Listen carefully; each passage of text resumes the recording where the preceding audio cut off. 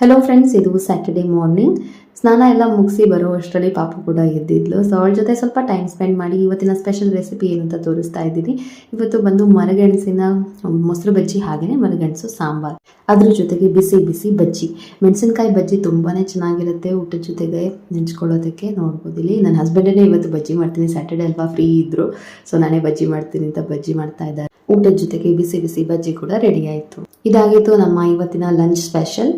ಊಟ ಎಲ್ಲ ಮುಗಿಸಿ ಪಾಪ ಸ್ವಲ್ಪ ಹೊತ್ತು ಆಟ ಎಲ್ಲ ಆಡ್ತಾ ಇದ್ಲು. ಸುಮ್ಮನೆ ಇವಾಗ ತುಂಬಾ ತರಲೆ ಆಗ್ಬಿಟ್ಟಿದ್ದಾಳೆ, ನೋಡ್ಬೋದು ಇಷ್ಟು ತರಲೆ ಮಾಡ್ತಾಳೆ ಅಂತ. ಹಾಗೇನೆ ಊಟ ಎಲ್ಲ ಮುಗಿಸಿ ಸ್ವಲ್ಪ ಹೊತ್ತು ರೆಸ್ಟ್ ಮಾಡಿ ಇವಾಗ ಪಾಪ ಬಟ್ಟೆಗಳನ್ನೆಲ್ಲ ಎತ್ತುಕೊಳ್ಳೋಕೆ ಬಂದಿದ್ದೀನಿ. ಇಲ್ಲಾನು ಮಡಚಿ ಇಡಬೇಕು. ಇನ್ನ ಸಂಜೆ ಇವತ್ತು ಯಾಕೋ ಕಾಫಿ ಕುಡಿಯೋದಕ್ಕೆ ಮನಸ್ಸೇ ಆಗಿಲ್ಲ. ಹಾಗಾಗಿ ಚಿಕ್ಕೋರಿದ್ದಾಗ ತಿಂತಿದ್ವಿ ಎಲ್ಲ ರಸ್ಕ್ಗೆ ಹಾಲು ಹಾಕ್ಬಿಟ್ಟು ಅದನ್ನ ತಿನ್ನೋಣ ಅಂತ ಅನ್ನಿಸ್ತು. ಸೊ ಹಂಗಾಗಿ ರಸ್ಕನ್ನೆಲ್ಲ ಸ್ವಲ್ಪ ಸಣ್ಣ ಸಣ್ಣ ಪೀಸ್ ಮಾಡಿಬಿಟ್ಟು ಅದಕ್ಕೊಂದು ಸ್ವಲ್ಪ ಹಾಲು ಹಾಕಿ ತಿನ್ನೋದು ತುಂಬಾನೇ ಫೀಲಿಂಗ್ ಆಗಿ ಕೂಡ ಇರುತ್ತೆ.